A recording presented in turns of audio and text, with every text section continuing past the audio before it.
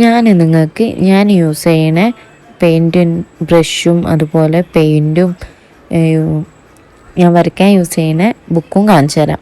ഞാൻ ഇത് വാങ്ങിയത് മീഷോ എന്നാണ്. ഇത് 15 ബ്രഷ് എങ്ങാനും ഉണ്ടായിരുന്നു. അതിൽ കുറേ എണ്ണം എൻ്റെ കയ്യിൽ നിന്ന് കളഞ്ഞു വീണത്. 10 എങ്ങാൻ മാക്സിമം ഉണ്ടാവുള്ളൂ.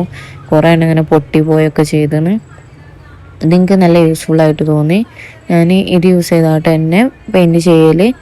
ഞാൻ ഡ്രസ്സിലും അതുപോലെ ബുക്കിലൊക്കെ ഈ ബ്രഷ് യൂസ് ചെയ്തായിട്ട് തന്നെ പെയിൻറ്റ് ചെയ്യൽ. ഇത് ഞാൻ പിന്നെ ഫസ്റ്റ് വാങ്ങിയ ഫാബ്രിക് കളറായിരുന്നു.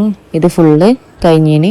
നമ്മളുടെ ഫാബ്രിക് കളറിൽ പെട്ടെന്ന് കഴിഞ്ഞതാണല്ലോ വൈറ്റും ബ്ലാക്കും. അതുകൊണ്ട് ഞാൻ അക്രലിക് കളർ സെപ്പറേറ്റ് വാങ്ങിയിരുന്നു. അതുപോലെ റെഡും ഞാൻ സെപ്പറേറ്റ് വാങ്ങിയിരുന്നു.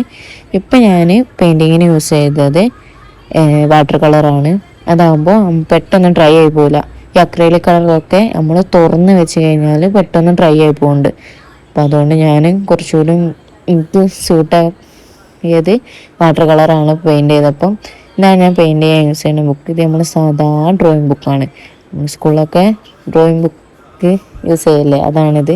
ഇത് ഞാൻ കവർ ചെയ്ത് കുറച്ച് ക്യൂട്ടാക്കി എടുത്തെന്നുള്ളൂ. ഇതൊക്കെ ഞാൻ ഫസ്റ്റ് ചെയ്ത പെയിൻറ്റുകളാണ്, ഡ്രോയിങ്ങുകളാണ്. ഇതൊക്കെ ഞാൻ